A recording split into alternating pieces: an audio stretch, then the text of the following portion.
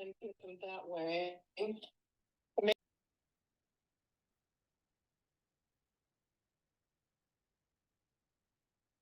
Welcome everybody as you're coming in. Good to see folks coming in.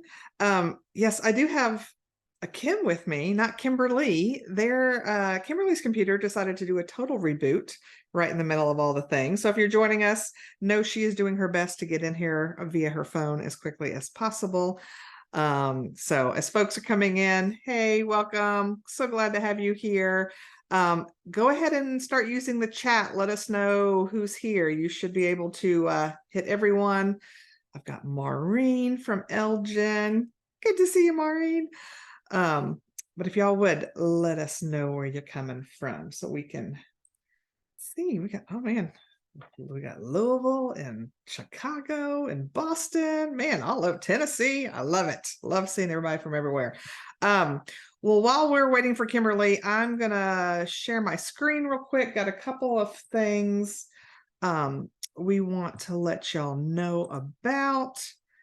So this is the Ask Us Anything session of the Fundraising Heyday podcast. So thanks for joining us. Glad to have you here. This event is free, made possible thanks to the lovely Kim Joyce and Kim Joyce and Associates. So that's why Kim's here with us today. So she's going to share a few minutes about halfway through. We see Kimberly. Yay. She's here. But that's who our sponsor is today. If you don't know Kimberly and I, just a little bit about us. We co-host the Fundraising Heyday podcast, which is a podcast about grants and such. And we have a training company called Heyday Services. We've been doing this a long time is basically the gist of all of this. And we have some exciting news we wanted to share. If you love the podcast and you love books as much as Kimberly and I do, we are starting an inaugural book club beginning in January, where once a month we'll meet over Zoom. Cameras will be on if you so desire. We'll be able to talk. We're going to select a book each month. So if you're interested in that at all, we want you to go ahead and join the wait list. We'll talk a little bit about that more later, but just wanted to give you a heads up about that. And a few house rules. Do you want me to step in with the house rules? Go for it. So Amanda and Kim Joyce are looking so awesome and calm. And what they're not telling you is that I was going back behind the scenes, just having a little tech issue. So it all worked out. So you're here now.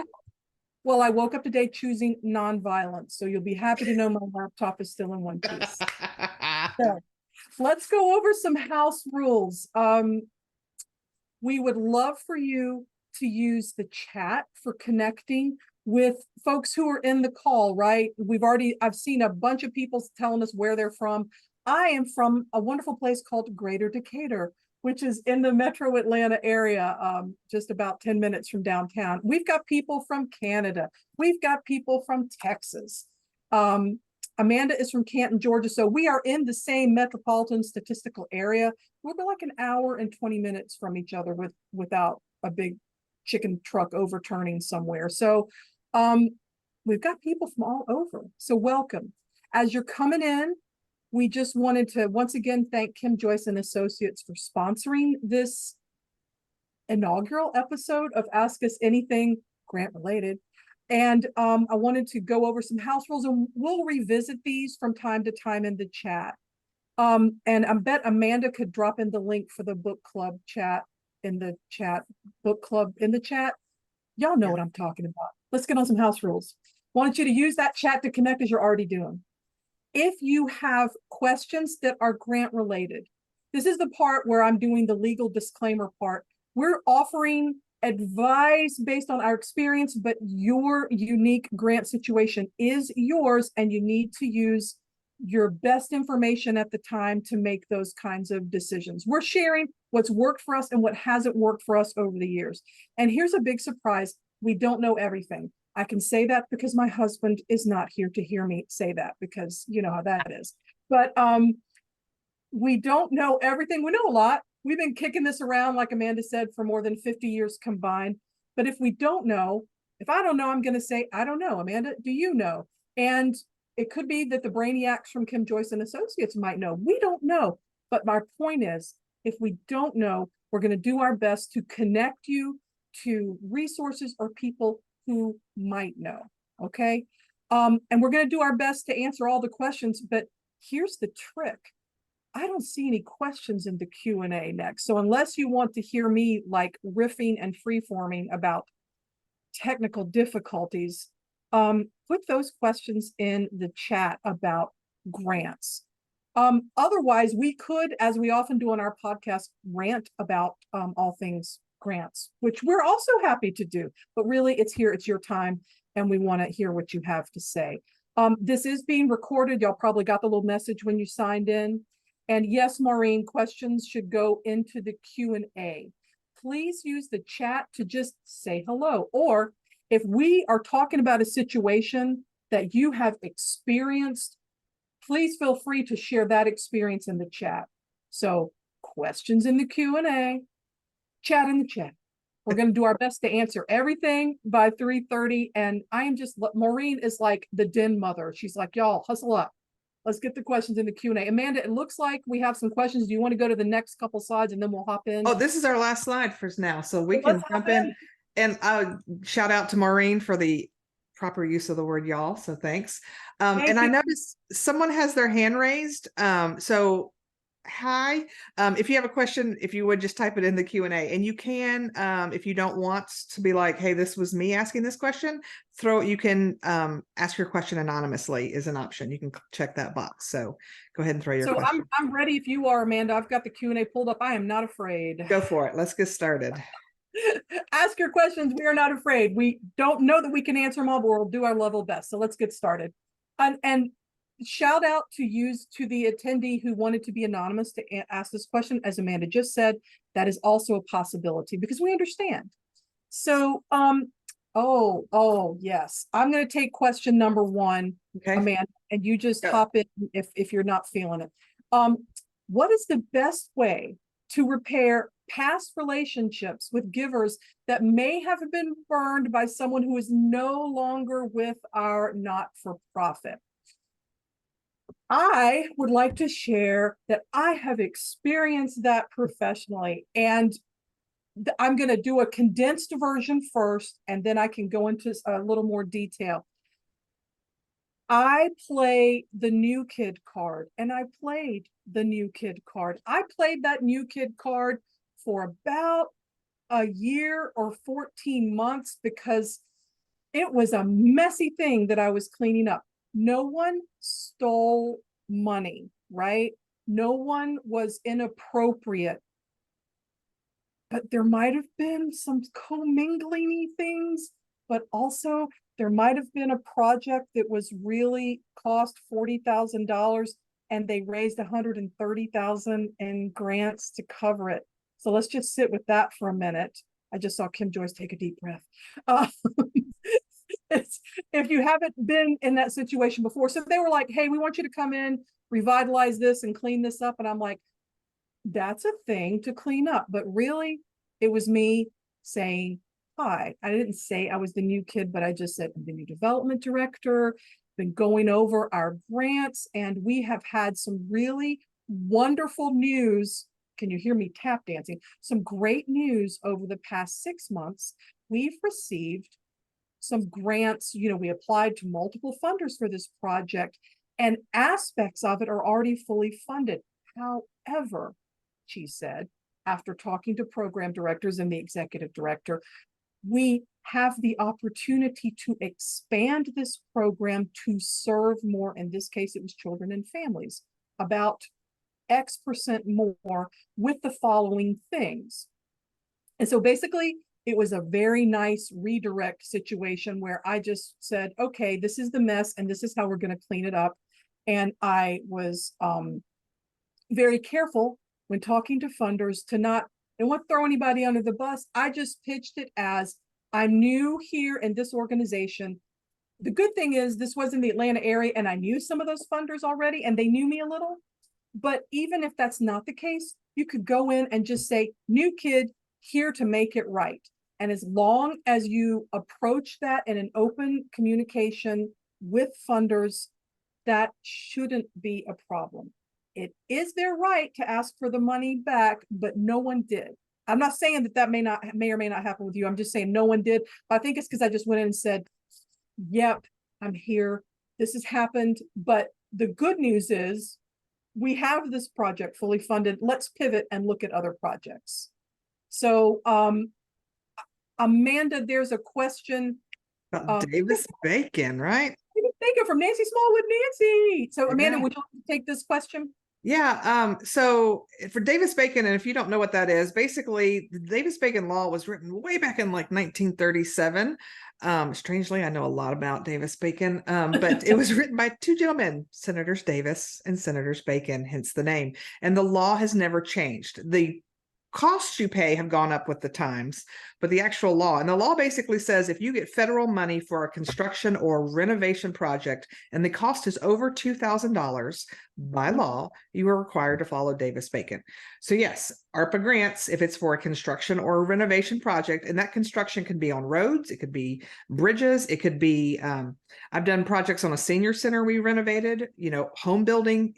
If construction is involved, chances are Davis Bacon is going to apply. Now, with that being said, oddly enough, there is a grant called the Land and Water Conservation Fund that you can use to either build from scratch or repair parks that have kind of fallen into disrepair. You can build trails, you can build playgrounds. I've used it for bathrooms.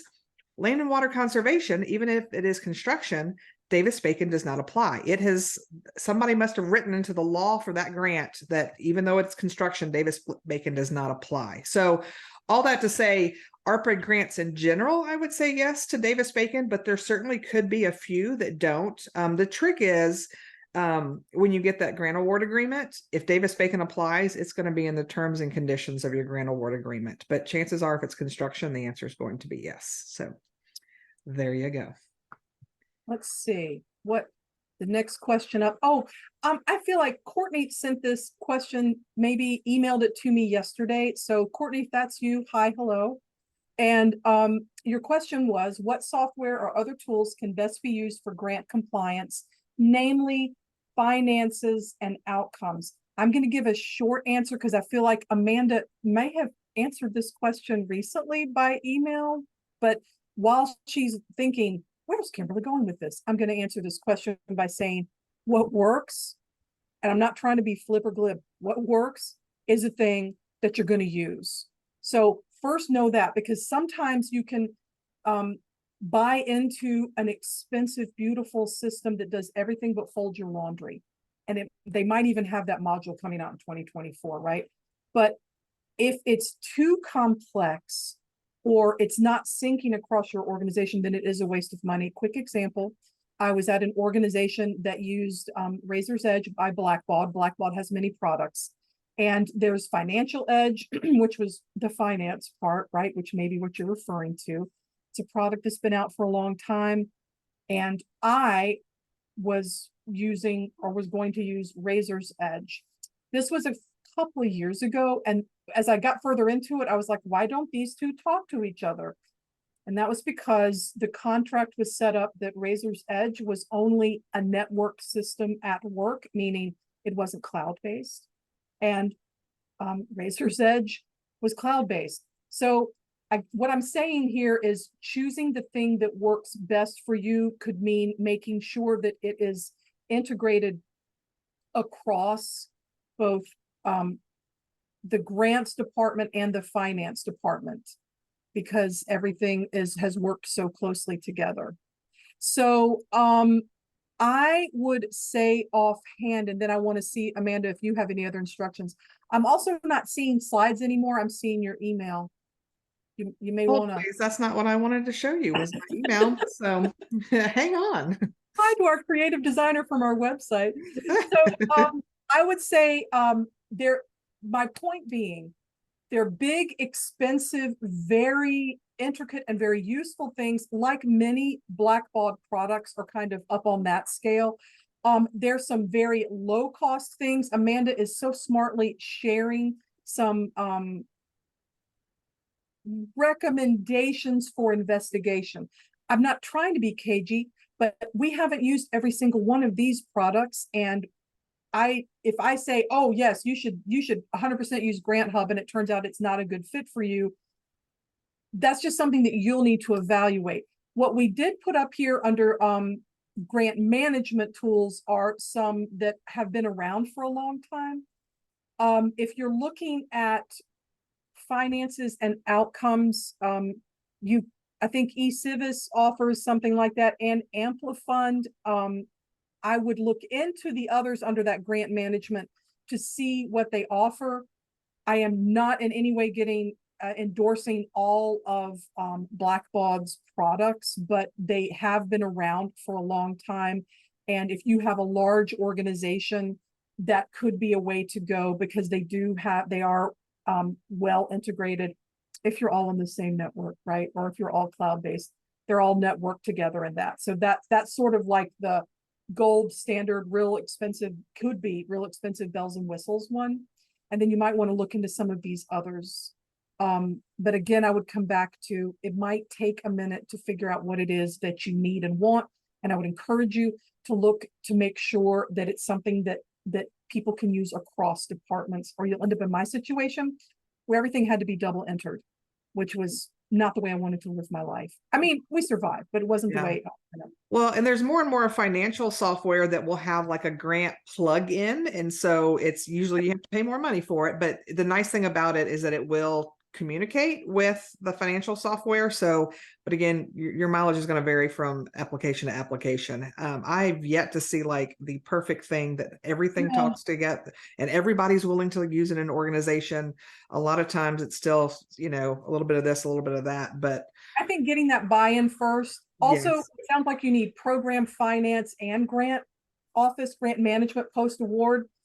Getting that buy-in first and finding out what is on everybody. It's kind of like y'all are buying a house together. Doesn't that sound like fun? But getting that buy-in and seeing what it is that your must-haves, do you need a big patio?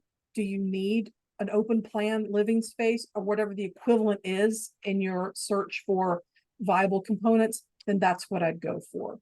And get that list down first, and then shoot out to some of these companies and see what they can do for you now that you've solidified what it is you want. So, why don't you take Dave's questions about DAFs? Because that's your I'm not afraid of Dave's question. Although, okay, my views are my views and might not necessarily represent the totality of Heyday Services. How about that? Is that fair? Because man, he's gonna rant. Here's the deal. Donor advised funds, and for those of you who are like, what's she talking about? Donor advised funds, it's a giving vehicle, right? That doesn't have as many admin requirements as a foundation. And if you're also not going in with like 20 million plus, 200 million plus in assets, it's a way to set this up. You can set it up with community foundations. You can set it up with financial institutions. And it's the most popular and fastest growing way for individuals to give through an instrument versus setting up a foundation. And okay, I'm on board for that. Okay. The issue comes when they're not, how do I want to say this? Because they're not as many regulations. Here's the deal. You could, as the donor, whether you mean to or not, this is not a value judgment. I'm just saying this could happen, and this has happened, and it keeps happening, and it will happen until there's more regulation. So you can set this up. I could set up a donor advised fund with the Community Foundation for Greater Atlanta, for example. And if I were a different person in a different life, I could say, yeah, I've got like $10 million and I want to put this in here. I could put it in all at once, or I could stretch it out, whatever my accountant and I agree on, right? I could start the Kimberly Hayes de Muga Donor Advised Fund for world goodness. And then it could just sit there. I've given the money to the community foundation. It could just sit there. I can get the tax write-off right away, and it can just sit there. So if you're reading between the lines, you can see why I myself have problems with this, because I have problems on the daily that foundations only have to give out 5%, and some of them don't even do that, 5% of the previous year's assets.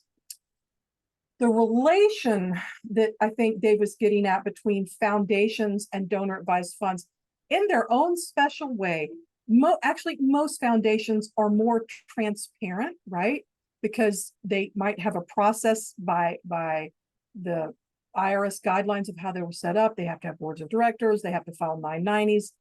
That often happens. The IRS is behind. Sometimes it's hard to get that information, but there's like a process, right? Board members need to be board members. There need to be reports and everything. The donor advised fund could be a kind of one and done. I think most people don't treat it that way.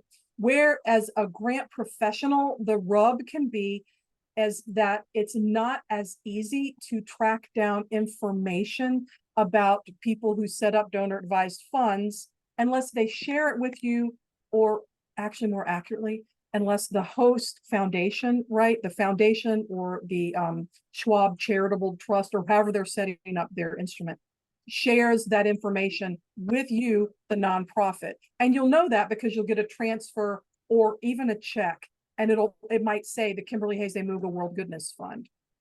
So that could give you a start into trying to track me down and find me and build that relationship with me. But if I choose to give anonymously through the donor advised fund, it becomes that much harder to try and build a relationship with me.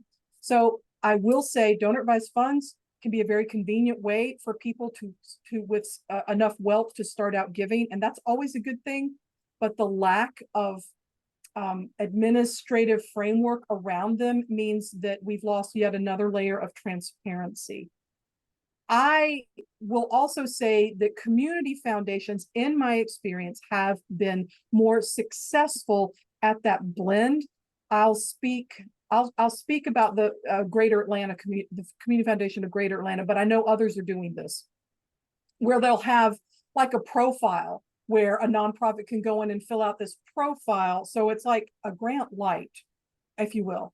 So there's basic information there that then the philanthropic advisors at this particular community foundation can share with interested donors. And if you're setting up your donor advised fund in a community foundation, you're going to be more likely to maybe be open to exploring, you know, who are the nonprofits that are doing a great job in animal welfare. That's where I want to be. And if the nonprofit has already put its profile in, then there is some connection there. But unfortunately, it does tend to put up another wall between the nonprofit and the donor. I hope I've given you some workaround ideas for it. And I see that Mary in the chat is like, yes, we get donor advised funds, but you have to cartwheel to manage it when it comes to accounting and acknowledgement. Yes, because you're actually acknowledging, I'll pick on Schwab, not just because it's the name that comes to mind. If it's actually Schwab that's giving you the gift from the donor advised fund that someone set up. So yeah, there's that kind of cartwheel inducing extra wall between it. I would say when you can get the information, get it. There are huge other foundations. I'm thinking like the National Christian Foundation, community foundations. Those may be easier to build relationships with than sort of a more anonymous foundation that is a part of a large financial institution. Oh, I was so excited, I just hurled a cup to the floor. So let's go on to... Hey, there's one question in the chat I want to grab before we let's buried do it up there. So there was a question about what should an organization expect when looking into working with grant services, cost preparations, those kinds of things. So like if you are looking to hire someone to come in and do your grant services and things you should prep ahead of time. And the answer is really, it's probably going to depend. I hate to say that, but it really does depend on where you're located, what type of organization, which are you looking for someone to come in and do kind of A to Z, everything, your research, your writing, your management? Do you just need help with a handful of grants? So that, and your price is going to vary just depending on all of those features. And then also the experience of who you're hiring. You know, you're hiring a very experienced individual or firm, may cost you a little more than if you've got someone who's only got 6 months under their belt. And it's a decision you have to make because a lot of times you get what you pay for, right? So cost, typically most consultants like to come in and do either a contract that may be a minimum monthly fee, a kind of a retainer based, and in return, you will get a certain number of maybe grants written per month, maybe a certain type of services offered per month. Or they may, if you only have a handful of grants, it could be a project based where it's like, sure, that federal grant for me to write it A to Z, it's going to cost you X amount of dollars. And again, price is really just going to vary for those kinds of things. Can I hop in and say, I think it Yes. also depends on how much money you are thinking that, how much revenue through grants you're anticipating to raise. Yeah. I think understanding, and you don't need to put it, I'm not asking you to reveal any information about your organization, but just thinking about that internally. If you are like, we need to raise $10 million in grants in the next 6 months, or we'll go under, and we've never received a grant before, that's kind of a different discussion than we've been around for 20 years and we've been supported by, maybe it's a donor advised fund. Maybe it is. And a couple of other folks that have come in and given us this money. But you know what? The whole all the eggs in one basket thing is not a feel good. So we want to expand. Like, we have a track record. We have program outcomes. You know, we can talk about all the kids that have, their grades have come up by participating in their after school program, or all the people that have visited our free mammogram van, or whatever it is you're doing. If I would say, get a handle on that, and then that can drive the complexity of your search. I think it just sort of depends a little bit on where you are, but I would say wherever you are, if you've not worked with grants before, or it's been a minute, then I think it would be worth the investment to get someone to do like a prospect research study for you, or like a grant opportunity feasibility study for you and that's not something that Amanda and I are offering through Heyday Services but there are a lot of people out there that can do that for you. I just want to be clear. But getting that done, a good one, not somebody that's just going to give you a laundry list of something that they ran through 3 queries in an online database they had for a month and gave you like 100 grants and didn't look at them. But like looking at them, rating them, figuring out what is a good fit, the similar organizations in your area or similar organizations in your field. What are they doing? How are they getting funded? That's what I'm talking about. That kind of feasibility study. I would say, unless you have all these grants, ready to go, and you just really need a warm body who's good at this to come in and do them. But if you're just getting started, I would think that might be the way to go. Amanda, and I would say too, I come from a local government background. That's where I got my start, and I'm all about getting quotes. 3 was our favorite magic number. So like, if you're not sure, like, hey, we reached out to somebody, they gave us a price, we don't even know if that's fair or not, well, then go get a couple other price quotes, and again, you're not always comparing apples to apples, because you've got to think about experience, not just experience in the grant world, but experience in the type of grant you're writing, right? Like, I've been writing grants for 20 something years, but you would not, you could, but I've never done higher ed grants before. So I don't have experience in that world. So there may be somebody that has 20 years of experience just in higher ed. And if that's what you're looking for, it may be worth to pay a little bit more to get that experience. So you've got to get out there and figure out what's out there is basically what I'm saying. And if you're like, where do I even find people? The Grant Professionals Association has a list of grant consultants you can hire, and they are listed by specialty. And I will give a plug to our sponsor here, Kim Joyce and Associates. They have an amazing firm and lots of people and lots of experience in education. So that may be a great place to start. And they may even offer some of the services that we just talked about. Hi. Hello. True story. I want to take in the Q&A. Somebody asked about grants to provide education to veterans are difficult to find. And often those services go directly to the veterans rather than being routed through a nonprofit. My suggestion would be to kind of take a step back and don't just look for grants for veterans, but what type of services are you trying to provide? Is it, you mentioned education, but education on what? Are you trying to help them find jobs? Are you trying to help them find housing? Are you trying to help them find what? Because you may be able to find grant funding that is for a broader service. And yes, you may be providing it just to veterans, but you may be able to find job education just for people who need it because they don't have a job, or because they fall into a certain income level, or things like that, or they've been unemployed for so long. And yes, you just happen to be serving veterans, but as long as they check those boxes of all the requirements of that grant, you could still write a grant for veterans that meet whatever that purpose is. So that'd be my suggestion, is to kind of take a step back. Like I had somebody in the class once, she was looking for, they wanted to build like a tiny house community to help in homelessness. And she's like, I can't find a single grant for tiny houses. I'm like, yeah, this is years ago. I'm like, I don't know that there is a grant just for tiny houses, but there's tons of grants for homeless, to end homelessness. And they don't dictate how you solve that problem. They just want you to tell them this is the problem and here's how we're going to solve it. So sometimes you just need to take a step back and look at a larger category, and then you fit within that category. Or you could go like, I'm thinking about 5 years ago, I was helping another consultant do prospect research for an agency that served veterans, and they incorporated different kinds of education and different kinds of mental health services. So it became sort of looking back, like Amanda said, if they're using dogs, whether veterans are training dogs, or equine therapy, or helping veterans go to college or technical schools. Sort of, as Amanda said, looking in those areas too, and not limiting it strictly to veterans. If the veterans you're serving, they may be falling under, they may be people who have lower incomes. They may be people who may qualify for certain education program grants because of their incomes, or because of their race or ethnicity, or things like that. I would sort of open and broaden that search for that. Amanda, I see a question here from anonymous attendee. Would you like for me to hop on that? Go for it. Any anonymous attendee asks, any advice on how to disentangle yourself from a client that is not super great?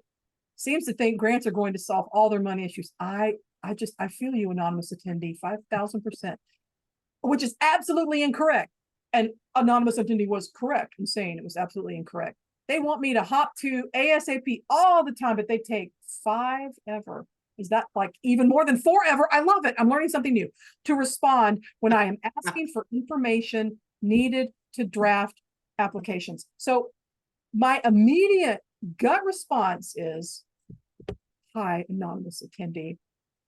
I bet you know this already, but you're really good at what you do, and you have skills that are highly valued in the marketplace. And you may not be trapped with this client. It is okay to bless and release a client as a consultant if they are treating you like an employee, because it's a different relationship. I say that as a former employee who worked for over 20 years before starting her own consulting business. It took me a minute mentally to disentangle myself from that and set boundaries about, here's what I can do, here's what I can't do, here's when I expect feedback, and here's, and even setting deadlines, like if we don't have this information by this day, the grant cannot go in, and you have to be this tall to ride that grant's ride. And if you're not that tall, we can't ride that ride. And so, but if the question is actually disentangling yourself from a client that's super great, you can simply say that you can bless and release, right? It's been great. I need to, due to changes in my life, I need to take a step back, and I'm happy to provide, if you know this for real, a list of other consultants that could be a better fit for you, and just say, over the next 3 months or by the end of the year, and just do it. I've had to do that. I had to bless and release a police department once, and because it was the same thing. They were like, we need the money, and they actually could do a lot of good things with the money, and they wanted to do a lot of good things with the money. But I was getting calls to meet at 6:30 in the morning, which I get up early, but that is not my meeting time. And it was because the person I was working with had been in the police force for years and years. And it's a reactive profession, right? And because something bad happens, they are reacting. Okay. That's the deal. That's the dynamic. And after 3 months, when I couldn't I'm like, here's a table. Just tell me, how many social workers do you think you need? Put a number in this table. And it was like that. I kept trying to take it down. And finally I'm like, I can't design the program for you until I get more information. And I couldn't get that information. And I just said, you know what? I feel like maybe you need to look at hiring a part-time person who can be there and be enmeshed in this situation instead of me going, you will not tell me what it is you want. I cannot keep doing this. I just tried to go, okay, this may not be the best fit. Let me help you find someone else. I'm happy to provide recommendations. And I gave them a 1.5 month window. And it all worked out. They went on to get grant funding, and I'm sure they're doing great work, but it was not a good fit for me. And so it's okay. And I'm pretty sure, as Kim Joyce would tell you, there's lots of work out there for people who want to write grants. And there are lots of consulting firms that are looking right now for good people who want to write grants. So I'm just going to put that out there. It is your market to do what it is that you need to do. And you deserve to be treated fairly and professionally.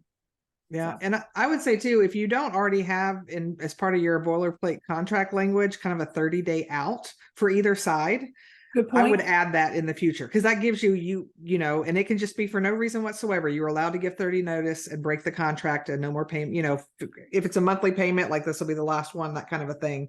And sometimes you don't learn this until you need that. And so you're like, okay, I'm going to add it, add it in the future. Other language I like, and I learned this from Jonna Rogers. I asked for a copy of her contract when I first got started. She has language in there that basically is like, hey, I'm really darn good at my job, but I cannot make everything up. I need information from you, and I need it in a timely manner. So if you are not responding to my inquiries in a timely manner, then grants are not going to be submitted, even if they were promised, because it's a give and take. She says it a little nicer than that, but ultimately that's the language that's in there, so that when someone comes back and go, well, we were supposed to submit 2 grants this month, why didn't you do it? Remember the language in our contract? Here's the 5 emails I sent you asking for necessary information, and you never responded. And so that may be what lights them to behave in the future, or that just may be the reason for your 30-day out. Bless and release. There's nothing wrong with doing that. So. And Amanda's going to handle a very, very difficult question that's coming up next. And then we're going to go to maybe having Kim Joyce and associates come in and join us. But Amanda, I know this question is very hard for you. So a moment of silence while Amanda reads out this very difficult question that is in no way. Yeah, they're asking, do you know of any conferences or convenings that are related primarily to grant writing that you are willing to recommend? Kim Joyce and I were just talking about at an event that's like 48 days away, and we're so excited because we get to be with our people. But hands down, I think all of us on this call, number one would recommend is the Grant Professionals Association. And in a minute, I can throw the link in the chat, or maybe Kimberly can. But they call it Grant Summit. It's their annual event every year. It's always very early November. This year it's November 1st through 4th. It's live and it's virtual, so you've got both options. If you attend in person this year, it's in Kansas City. Next year it's in Denver, and I think the year after that it's in Baltimore. They move it around the country, so even if you can't make it every year, hopefully every 3rd year it's somewhat close to help you with the cost. So we've got Allison Harrison, who randomly enough we met through the podcast. And she lives in Leavenworth, Kansas, where I used to live as a kid. So shout out to my Leavenworth pal. Amanda knows everybody, y'all. Yeah. But anyway, so great conference. You've missed the deadline this year for scholarships, but the Grant Professionals Foundation does scholarships to help offset your costs for attending. So that's something next year you could consider applying for. That would be definitely hands down my first recommendation. And it's not just the conference. If you are a member, which I want to say membership's like $225, something like that. If you're a first-time member, it's a little bit reduced your first year. There's also scholarships for membership too. But you get all the webinars are free. They have Grant School, which is all the previous webinars are free. There's Grant Zone, which is like an online chat where you can post questions. They have a mentoring program. I could go on and on and on about GPA, but it definitely is my number one thing. But then there's also tons of other grant training courses, you know, companies and individuals. I believe Kim Joyce, I think you guys offer training related to grants. There's a lot of larger consulting firms that do that. Kimberly and I offer some training. Of course, I'm going to say the Fundraising Heyday podcast, because it's absolutely free and there's over 100 episodes. So that's a great way to get some good professional development content for free.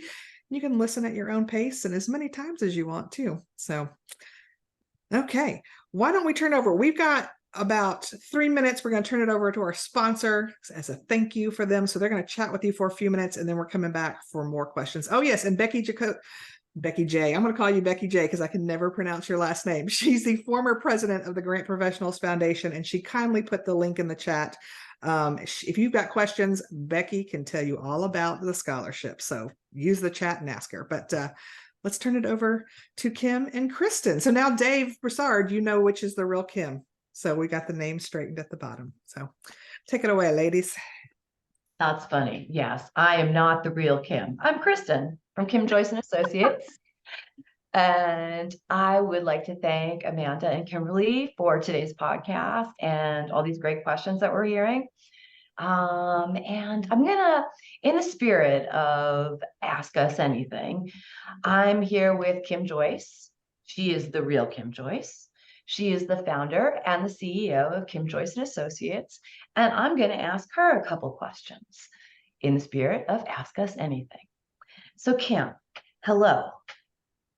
Hey, Kristen. Hi, everyone listening. This is such a fun thing to be on today. And thanks, Amanda and Kimberly. I could listen to you guys all day long.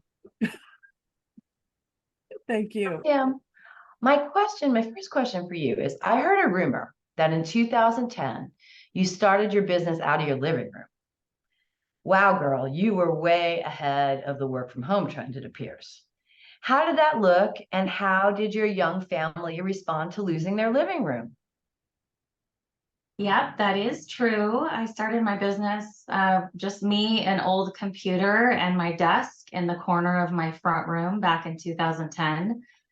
I had 3 young children at the time, and I thought working from home would be a great option and easier than going to the office.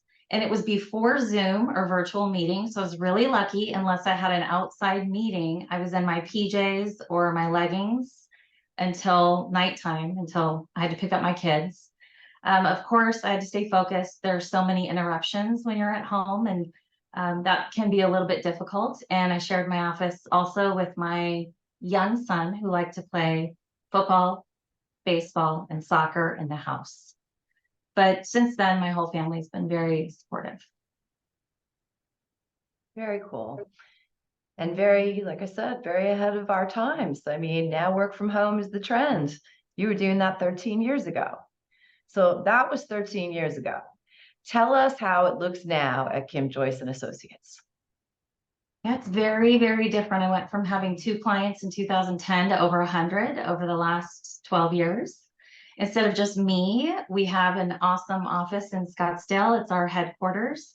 We also have 30 full-time employees around the country.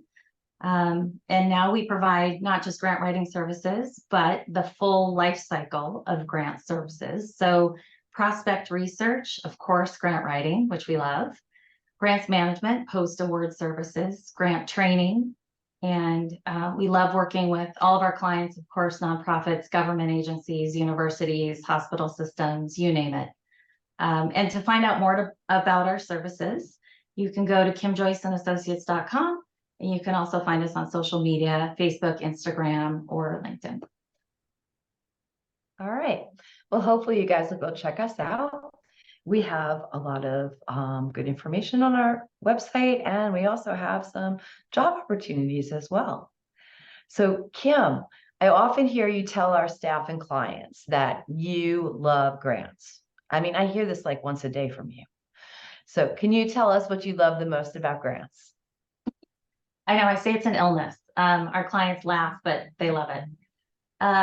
3 main reasons why I love grants. I am a former English teacher and librarian, so I love to write and love to read, as I know Kimberly and Amanda do. I'm extremely detail-oriented and competitive, so I love to win. And also, when we get funding for our clients, we're impacting the entire community and people's lives, and that's just so important to me. Awesome. And I know when you say it, how much you mean it. Now, on my end, I'm often saying I love government. So then people are really laughing at Kim and I. So she loves grants and I love government. And people are like, oh, you for real, girls? All right, Kim, my last question to you is it's Amanda and Kimberly's Ask Us Anything podcast. What would you like to ask them? Yeah, this is exciting. First, Kimberly, I hope I can use your bless and release someday for a client who just may not be a fit, right? We want everyone to respect us and our employees. And so, sometimes when that doesn't happen, we have to bless and release. But a question for Amanda and Kimberly. What is the craziest or most challenging question that you all have been asked in your, is it 100 podcasts to date? Craziest question. We have these wonderful thought leaders that come on our program, and so it's usually we're the ones that might be asking the crazy questions, unfortunately. Yes. But we do our research and do our interviews. I think the craziest, most beautiful time that maybe was related to a question was when we had two guests on, and they're the Nagoski sisters, and they wrote a book on burnout that I'm hoping that my good buddy Amanda can drop in. Yes. I'm like, I've forgotten the title. And Amanda's like, yes. Unlocking the stress cycle. And we were asking them about either ways to break the stress cycle. It was like a serious question, but then the conversation turned and then they were singing a Disney song to us. Moana. It Moana was so song. fun. Moana. And it made me cry. I'm not a big crier. Crier, especially not when I'm recording a podcast. I didn't even cry earlier when all my tech decided to just blow up and then rise like the phoenix from the ashes at 2:01 p.m. But there was something so moving that they were just like, yeah, we're all talking together and we're going to sing this song. And we all sang the song together and it made me cry. So it was a crazy experience, but it was also a beautiful experience. Amanda, is there something you want to add? Yeah, I'm with you. We're usually the one asking the questions, but for me, I think our craziest episodes, mostly because they just boggle the mind for me, is when we do our rip from the headlines and we're sharing where people have stolen, misappropriated, really royally screwed, like used federal grant funds that are supposed to go to nursing education to help with the nursing shortage, and instead you're paying for your wedding, your honeymoon, and your divorce. And sometimes personal enhancement surgery. This is documented. Yes. So yeah, that's the craziest. Why? I mean, why? I guess the craziest question, and we haven't never been able to ask because they're like in prison. And we're not doing like a straight from federal pen podcast yet. I wouldn't rule it out, but I also really wouldn't rule it in. Yeah. Yeah, it's been a while. It's been a wild and wonderful ride. And I feel like I have received so much more from I feel like I've received so much more in terms of inspiration and support and information and occasional songs from people, and learned so much that I just don't know that I can ever put that all out into the community again. But at least having a podcast with like a brilliant person who is also snazzily accessorized today is a great way to try. So yep. Thank you so much. And we're honored to be here and supporting this today. And for anyone that needs grant writing services, and like Kristen said, we have employment opportunities available. Check out our website. Awesome. They are busy. They are busy, and they could use really good folks, and they're good folks. So yep. Y'all connect up. Maybe we can, if you want, we can, or drop in if you need to bless and release a lot of clients, or you need to if you're like, I need to bless and release my employer, freedom, and you're looking for a solution, but you don't want to go out on your own, subcontracting for a really well-run large grant consulting firm could be either your forever job home or a wonderful transition. So I would urge you to reach out to Kim Joyce and Associates. And if y'all want to put anything, yep, she put it in the, it's Kim Joyce and Associates.com. Yes, Amanda. I'll say I've subcontracted for her here and there, and she's so easy to work with. She gives you everything you need, and you don't have to deal with the clients. So it's kind of a win-win, actually. Oh, wait, we have something in the chat, and then Amanda's going to address a complex question from Mark Bemis. soon. But Yes. Charlie's like, where's the merch store for the podcast? Oh, Charlie, it could be in the works, but in the meantime, if you want to support the podcast, we have sponsors that pay for our production costs, but we don't pay ourselves. So to research and cry while someone sings a Moana song, it's a tough gig, but someone's got to do it. So that's why we started the book club. If you want to support the podcast, join the book club. So there's a waiting list, and we encourage you to do that. And Kim Joyce also says in the chat, y'all, that they are actually looking for full-time employees now. So if consulting is not your jam, you would rather be in an employee situation, they've got you covered. So There you go. Amanda, I would like to invite, it's now 2:52. So and we have 12 questions to go. We can do this. Yeah, we can. You wanna do Mark kindly asked about, said that his agency is the direct recipient of 2 federal grants, but they're associated with the city government, and the mayor is going to dissolve their corporate entity, and there's going to be some restructuring. So how do we approach our funders? And registration. He said they've got their sam.gov registration, but of course that's probably going to need to change. My advice is, especially if you already know what the restructure is going to look like you've already figured out, we're going to be whether it's a 501c3 or what type of agency you're going to be, making sure that is a still eligible recipient of the grants you currently have. And I would reach out to my funder and just say, hey, this is what's going on. As much as you can let them know what's not changing, like, hey, our staff is going to remain the same. Hopefully that's the case. The person managing the grant, I'm still going to be around. We're still serving the same clients. We're still doing the same programming. Nothing's going to change really, except for now, instead of being a division of the city, we're now this kind of agency. I would just call my funder and explain all that to them and ask them, what is the process to go through so we can stay an eligible recipient? And chances are you're not the first one who's done this. Anytime I talk to a funder about something, they're like, people are always so afraid to come to us with issues. And they're like, usually they're not issues. And usually we've already done it before. So hopefully they can say, oh, we just did this last week with so-and-so. Here you go. If it's new, they'll still figure it out and walk you through it. So I've never done that before. So I can't say, hey, this is exactly it. But like when I have had issues or any things that I feel like, oh, this is so weird, they're going to take all of my money away. Usually if I'm open and honest and like, this is what's going on, this is what we're thinking, help, they usually do. So anything you want to throw in there, Kimberly, especially as long as if you've been good stewards of that money for years and years and years, I would remind them of that. Like, hey, we've had this grant for the past 10 years and we've served this many people, and we want to keep doing that because the need's still there. I would harp on that too. Be like, we're great, we're fabulous.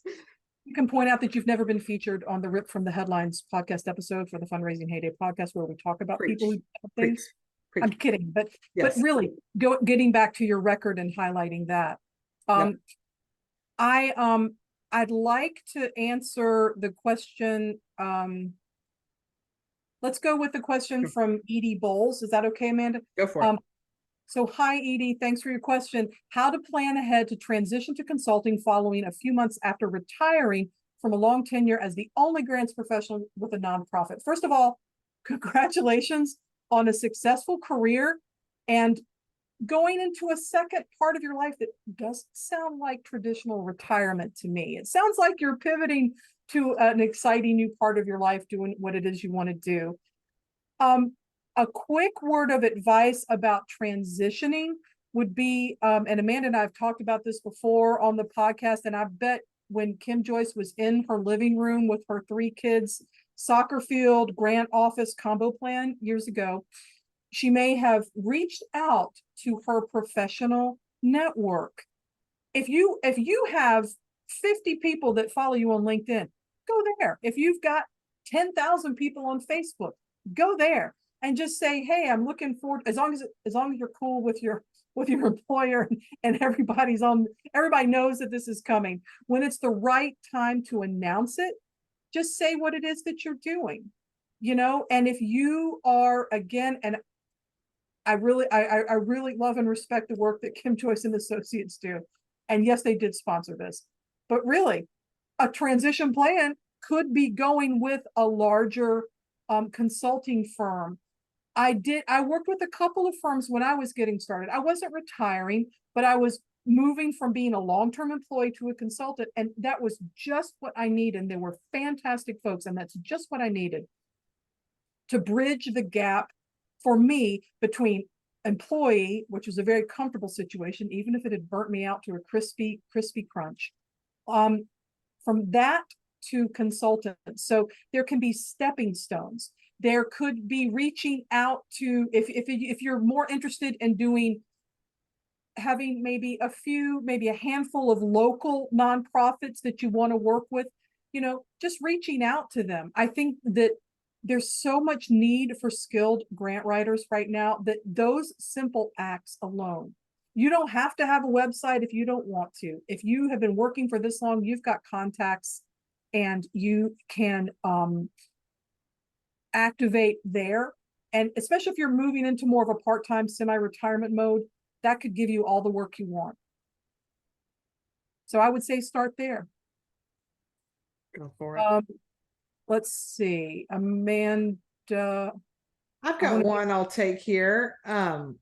We've got from an anonymous, because this breaks my heart. I work in an organization where the funding I bring in is viewed as inferior to other sources by senior management, even though it's the backbone of the organization.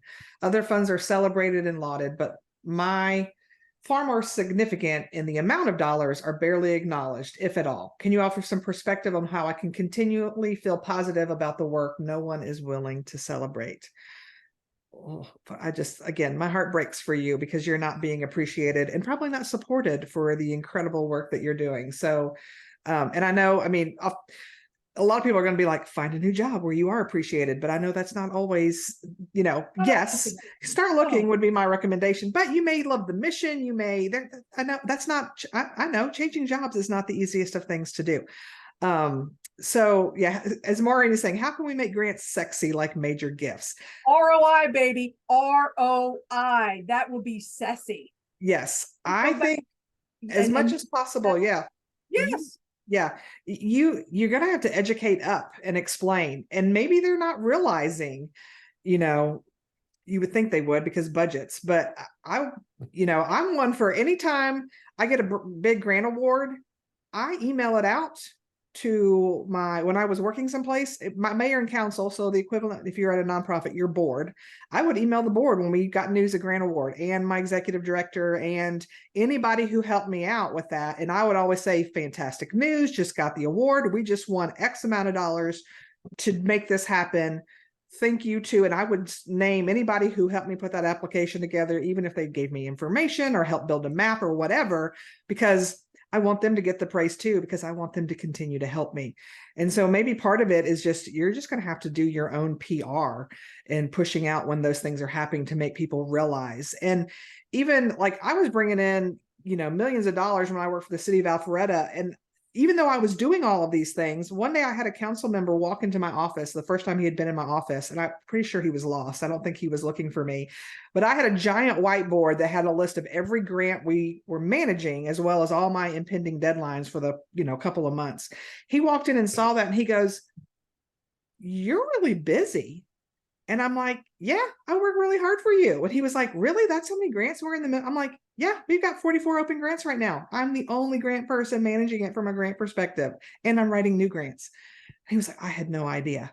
And I'm like, "You've been a council member for 10 years. I've been working with you, and I come to council meetings all the time and give you reports."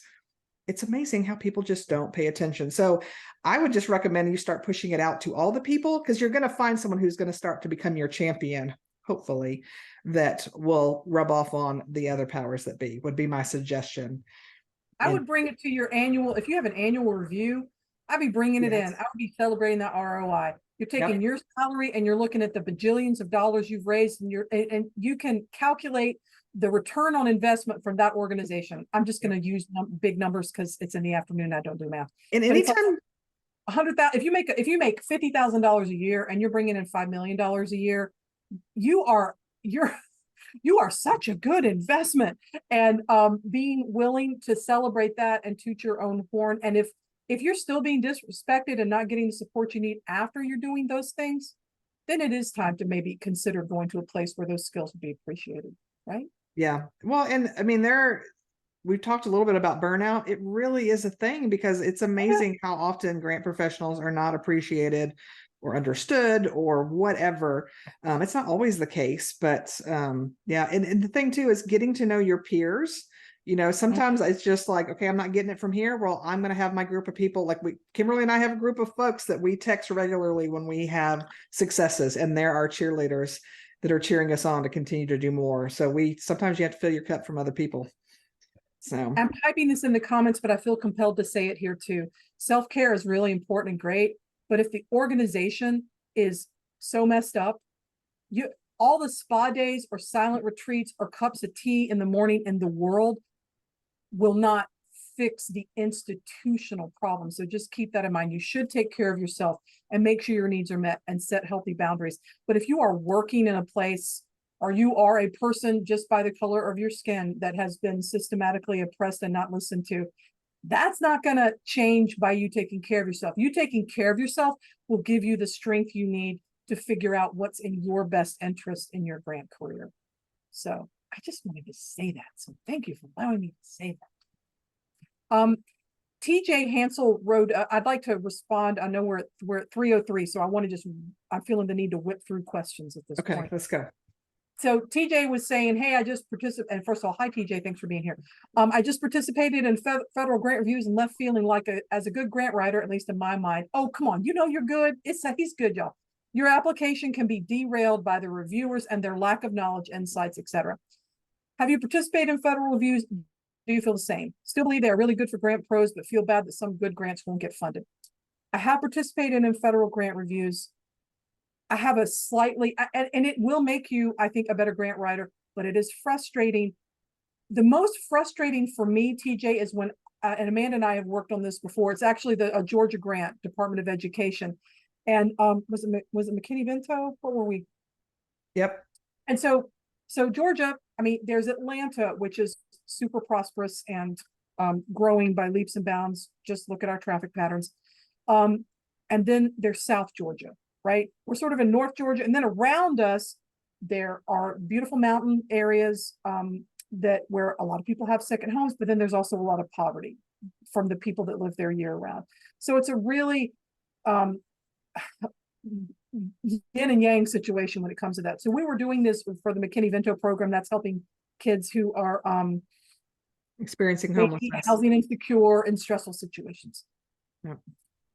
The people with the regions and the school systems with the best data, and by best data, I mean the data that turned up that they had the most significant problems, were among some of the most poorly written grant proposals. And we went in the training and we were given a rubric. So my frustration as a grant writer, as a reviewer, I was like, oh my gosh, these are counties that have huge opioid problems and huge unemployment problems, but they don't have, the school system didn't have the resources or wherewithal to turn in a grant proposal that accurately answered all the questions and used good grammar and all the things that we know that we need to do as good grant writers, but they had the greatest need.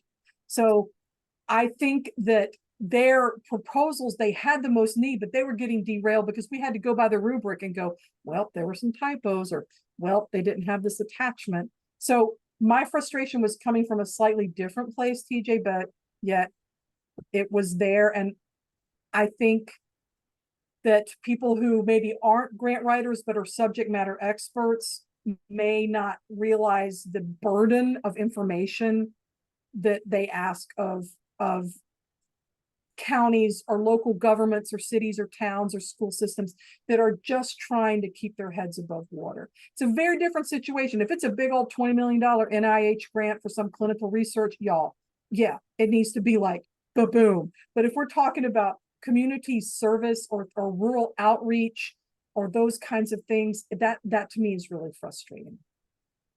So I'm gonna whip into. Well, I can take one real quick. Somebody had asked about, do we have experience where the nonprofit CEO personally owns the real estate, but is asking for grant funds for capital improvement projects?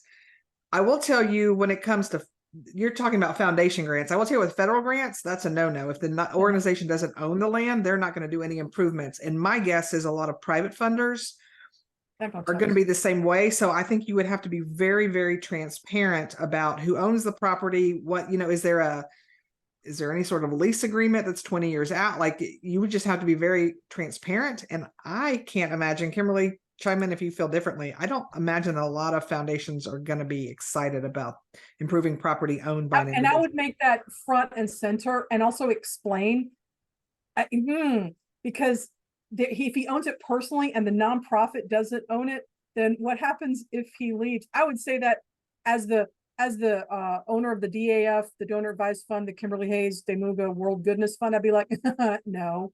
Yep. But if he wanted to donate the property to the nonprofit and everything was above board and nobody, lawyers, documents, that could be the way to go. If he wants grants, he could find a lot of individual donors who love him, love the work they're doing, and want to give him that money. But yeah. Yep. Real quick, I would also want someone anonymous attendee. Anonymous attendee is a busy bee today, asking these questions. But I totally get why you want to be anonymous, and I'm glad that we can offer that to you. What different types of data should be an after-school program for middle and high school students be collecting? One of my clients has an after-school program for middle school students. First of all, it depends on what your program is offering. Obviously, you've got, you want to track attendance and all that kind of things, but I want to give you some examples of middle and high school outcomes. I would tie it to how long the kids have, I know they would hate to be called kids, the children, the future leaders of tomorrow have been enrolled in your program, right? If you have a program that's every day and you offer tutoring, you partner with the schools in the area to make sure that if there are any individual education plans or there's a need for one, you have that. You're structuring activities around academics and curriculum needs of the school system. Though you can then start to track things like progress reports and grades. And if you have those agreements with the schools and the parents and the kids, disciplinary infractions or reporting, overall academic performance. You can look at measuring self-confidence or self-efficacy around participating in these programs. I'm hesitant to offer anything prescriptive because I don't know exactly what your program offers, but those are things, you can look at how do the students feel after they've been participating in this program versus when they started. Have their grades improved if you're offering academic kinds of things? Has their self-confidence improved? Has their school attendance improved? Because there's lots of research tying quality after school programs to those kinds of outcomes. So I would put some of those out there as things to consider. And also we've got a lot of good advice here about self-care and other things. And thank you, Bethany, for that in the chat. I've got one here, Kimberly. Yeah. Asking about how do you diplomatically tell your grant client that the opportunity they want to pursue is beyond the scope of their mission, particularly when they were trying for the second time with the same local funder who denied a similar request in the past, asking for a friend. Yes, Sarah, we've asked similar questions for friends before. Kimberly and I have talked about this a lot. Two things I would say. One is I really focus on eligibility versus competitiveness and trying to explain that, yes, we may be eligible, but we're not competitive. And here's why. And the second thing that may help with that, and I'll put the link in a minute on our website. We've got a free download called the Go No Go Decision Making Guide. And it's a 2-page where just ask a bunch of questions and it's just kind of yes or no. And you can put in some notes. Kimberly, I know, uses this a lot with her clients to be able to explain like, hey, I've read all the directions and based on this, we are not competitive. Here's why. Do you want to pay me to do this grant? That's probably going to be denied. Sure, you can, but I'm trying to be mindful of your time and your resources. Might as well. And this is not a good fit. However, here's 3 other grants that I've done the Go No Go decision-making guide on. And these are all yeses as far as going for it. So sometimes when you just have it documented with paperwork, it's amazing how it suddenly becomes official because it was written down versus you just saying this is emotional out of the because what I want to say is, y'all, you do not have a chance in hell of getting this grant. I do not want to waste your money. So instead of saying that, I'll say, here's the deal. But I also understand that sometimes clients are getting pressure from their board members saying things like, oh, the Bill and Melinda Gates Foundation, we need to go to them, or this federal grant is $3 million and it's going to be perfect for our program. Meanwhile, the agency has a total budget of $2.5 million and serves 100 people, and they do it really well, but they don't have the scope. So I spend time talking about scope. I spend time talking about competitiveness. And I also spend time talking about, look, I'm a grant, I do this for a living, and I'm telling you that I don't want to take your money to do this because I want your organization to use your resources in the best way possible. That's a really powerful argument. And then there's comment. What's that? You see Dana's comment. I heard about a grant on NPR. But taking it to, hey, I've looked through all this. Hi, it's like, hi, hello, been doing this for 25 plus years. I've spent an hour going through, and here's this document, and you can take it to your board, and you can take it to wherever. And if this comes up again and your situation has changed, let's look at it again. But usually there with some clients, I start, because I've worked with them and we're comfortable with each other. I'm like, okay, cold wind of doom blowing through the meeting right now. And it's me saying no. And in a weird way, I think it makes them feel really comfortable, because it's like if the grant pro is going, that's what you're paying me for. You're paying me not just to fill in blanks on a form. You're paying me for my knowledge and experience and my judgment. And so I think that those are the things you could emphasize there. Someone asked about new to the grant world and has recently received some information and learning about logic models, and what's our take on using that as a grant guide. We can have compare and contrast because we have different feelings about this. I hate logic models, and if I never have to use them, I don't. But don't let me be your guide here, because most of the grants I've written, like when you're writing grants for public safety and roads, they don't ask for logic models. So that is not my wheelhouse. So take that with a grain of salt. Listen to Kimberly is what I'm about to say. Hi, hello. I also like my grits with sugar, and she disagrees with that too. It's an abomination. It's an abomination. Grits are a savory food. Savory. But logic model. Let's get it. Logic model. So logic model, also a savory food? Maybe not. But if many larger scale grants ask for a logic model, when I first started writing, I was all about words, right? I wanted to use my writing skills to better the world, many years ago. But what I learned quickly is that grant writing is a misnomer. It's like 20% grant writing, 80% doing the other things. A logic model can be a great way to help people in your organization do some program development. We had a question on down the list about how far do I go as a grant professional in program development, and I want to tie those two questions together if y'all are okay with that. You can. The other question was like, hey, I'm not a clinical professional, and there's some very sensitive medication related things going on here. How far do I go?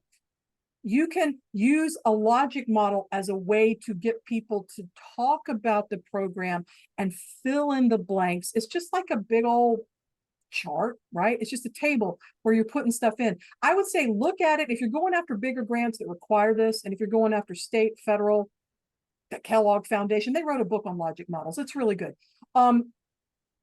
Go ahead and get that started on the programs for which you're seeking funding, right? You already know you're going to do it. You can find templates all over the place. And filling that out can be a lot less. It can work in a couple of different levels. It can help people focus their thoughts around what a grant really requires, a high level grant with lots of money, what it requires.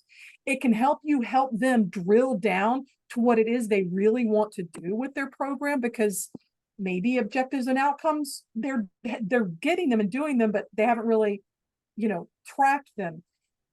That format can help, and it takes it all out of, I'm trying to tell you how to run your business because I'm a grant pro or your department. No, it's let's look at this because this is what grants need. So you can blame the funder.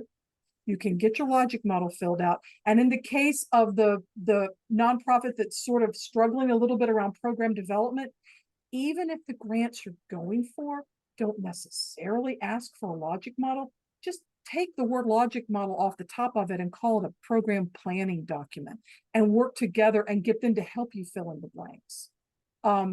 I think that can be a good way to do it. So I'm saying don't be afraid of the logic model.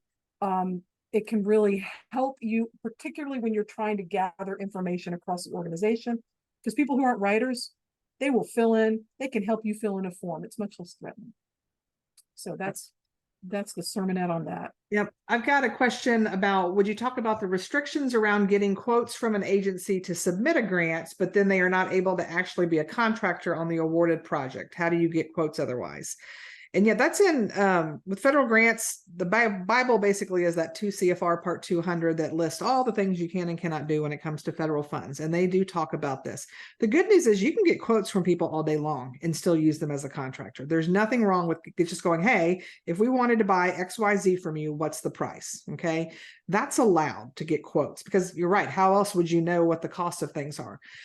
But these agencies cannot write specs for you. They can't write your grant application. They can't determine for you what type of thing. They can't come back and say, oh, well, you asked for the radio, blah, blah, blah. We recommend that you say in your grant application that your radio you buy has to have this doohickey or else it's not eligible, because they may be the only one that has a radio with that doohickey, and suddenly they've cut everybody else out of the competition, and you don't need that doohickey because it doesn't do anything for you, right? So it's okay to get quotes. They just are not allowed to be a part. Yeah, doohickey, very technical term. They just cannot be a part of determining your specs. They can't do any of the writing for you, anything like that. When they start getting that involved, then yes, you can say, sure, write my grant for me. But now you can't then be the contractor we select on the backside. But getting quotes and just asking questions and getting information, like you could say, hey, you have a doohickey. Why? What does it do that other radios don't, or whatever it is, right? It's okay to ask questions and get quotes. They just can't determine what you put in your proposal or your contracts. So hope that helps. Thank you, Amanda. I had a glitch there for a second because I was reading the question. I can't do two things at once. I would like to answer Maureen's question. She works for a public school district, and she's learning that sometimes grants can be a little political, right? Because, public school district feeling pressure to go for grants that don't have a good return on investment of time. But yet they feel pressured to accept them. State and federal formula grants. I have had lots of experience having to, early in my career, having to apply for just BS grants that I was just being told to do, right?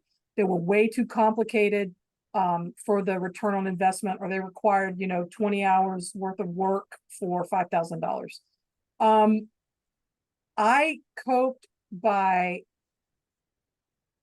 working the data, and it was like I had to play the long game, right? It was, and this also works if for anything else, it's a drain on staff time. It can work for fundraising galas that aren't bringing in what they need to bring in. It can work for a lot of things. But looking at one, if it's federal formula grants that are thrust upon you, are there options to have subrecipients or other partners that could take whatever it is that's the pain point and perform whatever it is that you're being asked to do? So maybe that's a short-term thing that may or may not be viable. I mean, your situation, but talking about ROI with board members or commissioners, I would take it all down to just what it means: money and time. And if it is a $50,000 formula grant that requires $48,000 worth of grant management over a given year, the way you're going to be able to do that is to track the time involved to manage the grant and build that into your ROI. Because it's not going to work if you just go, this is kind of a pain, which I know you would never say. But if you're able to document the time spent in grant management versus the payoff for the actual grant itself and what gets out in the community, I think it's just bringing the data to it and knowing that that's going to take a while to get there. But and by data, I mean looking at the actual hours of labor that go into either if it's a formula grant, maybe it's not on the application end, but post-award, wowee, that's a lot. Looking at that and also pulling together what the needs of the public school really are and holding that up to your organizational leaders and legislators, inviting them to forums about this, hosting forums. If that doesn't work, having Zoom calls where you're going over this and presenting the data. I think it's going to be like gathering the data and presenting the data, and it's not going to be an easy fix. But if there are ways that you can funnel that money that you have now legally and ethically to sub-recipients to help manage that, that may be another out. And you're also building community support, you know, if they're after school programs or other kinds of summer camps or other kinds of things that would be good partners for that. Yeah. And we had somebody in the Q&A ask about how to find a grant consultant or an employee and what's the right answer. Right. And so I quickly answered it, and I'm going to throw it in the chat too. We actually just released a podcast a couple of weeks ago about hiring an employee versus hiring a contractor to do your work. So you can certainly take a listen, the links there, because the answer really is it depends. Depending on, you know, how much work you've got to do, what, you know, how quickly you're needing things to happen. And if you're looking for grant professionals, as far as consultants go, again, ask around other agencies that are like yours. Ask how they hire their people, or how did they find their consultants and who they're using. That's a great way to find somebody that already knows your community potentially. Again, anybody can go to the Grant Professionals Association's website, and there is a find a consultant link there, so you can find someone based on where they're located or their area of expertise, things like that. And really, a lot of it's just asking around for those sorts of things. And if you ask, you know, again, you've got one consultant right here on the call, Kim Joyce and Associates. Even if she isn't doing this type of work, I bet she's got tons of people she can refer you to as well. So that's like people who ask me if I'm like, yeah, I don't do arts work, but I know somebody who does. Let me forward you to them. So I would also take it back to something we talked about earlier, which is, where are you in terms of revenue, and also where are you in terms of getting prepared and getting grant ready? And by that, I don't mean, yes, we have a really big coffee machine and lots of office supplies for whoever the hapless person is that is staying up all night writing grants. That is a lifestyle choice you could make, but I don't advise it. But seriously, take a look first too at, if you've never, again, if you're just setting this up, make sure that you have a lot of the things that that grant funders often look for in terms of, you know, do you have regular board meetings? Do you have a program budget? And I am not trying to come across as condescending, but if you don't have like an operating budget, then you're probably not ready for grants, right? Because that's one of the things, one of the most commonly requested attachments. So it's almost like if you wanted, think of it like if you wanted to build your credit score, right? Then you would, whether you wanted a house, a car, a home, whatever it is that you needed, a loan for your kids to go to school, whatever it is, you need to prove, right? As you're building your credit score, you need to take steps to show that you are ready and able to manage the payback on that loan. The great thing about grants is you don't often have to pay them back unless things go very wrong. But showing that you have, through administrative practices and regular meetings, and you have an org chart, you have abilities to get letters of support, you have programs that are going along, and you have reports on those, and you can talk about the difference that your programs are making in the community and how it's meeting an existing need. Those are all things that can go into getting you grant ready. So if you're like, well, we know we want to apply for this federal grant, it's going to be great. We could be getting, depending on how well organized and large your organization is, we could be getting into one of those situations where you're eligible and not competitive. And so I would just say, take a look at that, and that could determine what kind of consultant you're looking for. Or if you're just building, there's all these opportunities and you're building it from scratch, you may want to look at, maybe we need to hire someone. You know, it's kind of where you are in the process. Yep. Well, since we just have a couple of minutes left, I wanted to share, hopefully I'm sharing the right screen this time. You see my slides, Kimberly? I see the slide. So just a reminder, a lot of the things we've touched on, we actually have a podcast episode about it, and it's absolutely free. So we're still in the middle of season 6. So we've been going since 2018, so over 100 episodes. We're planning to do season 7 starting in January. Lots of how-tos, interviews with experts. There's rants. There's even our version of how we want philanthropy to be Oh, yeah. in the future. So you can find us Apple Podcasts, Spotify, YouTube, and our website, which is heydayservices.com. Just also another reminder, book club. Y'all are the first to hear about it. We're announcing it today. So big news. We're so excited. So all of our readers, if you don't love to read, but you want to support us, you want to come hang out with us, come on. Here's the link, heydayservices.com/book-club. Yes, Kimberly. It's the way we're keeping our podcast can remain free, because we really want to get this information out. And we're so grateful to Kim Joyce and Associates for sponsoring today's Ask Us Anything so that it could be free, because Yep. we know that there's a lot of interesting information out there. Yep. So we want to provide that good information. Yep. And the book club is going to alternate every month between Fiction and nonfiction, something that somehow applies to the world in which we are living and working, and the other months will be fiction, because reading, no matter what you read, it makes a better writer. So we wanted to cover all of our bases because we want to do that.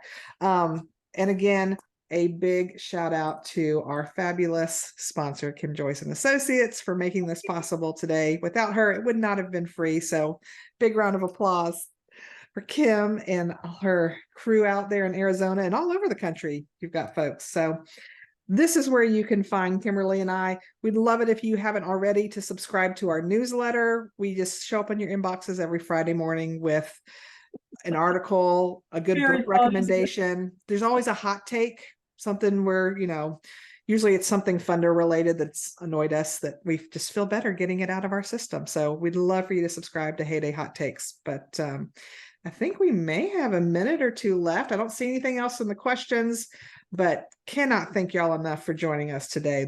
We've been so excited. We've been counting down the days for Ask Us Anything, and it's been fun being with y'all today. We're going to be sending out a follow-up email because we're trying to gauge interest. And, is this something that would be something you would participate in again? What, your suggestions and advice. So please take a minute. It'll be really short. We would appreciate your feedback on that. Look for that in the next few days. Yep. So. And thanks again to Kim Joyce and Associates. Yay! Thanks so much. Yes. Oh, we got one more Q&A. Oh, just to thank you in the Q&A. So thanks. Oh, okay. well, we're right at 3:30. So thanks. Yes. This was fantastic. I could just do this all day. Absolutely. So, well, have a fantastic Wednesday. And for those who are going to be at Grant Summit, Kim and Kimberly and I will see you there. Bye. Bye.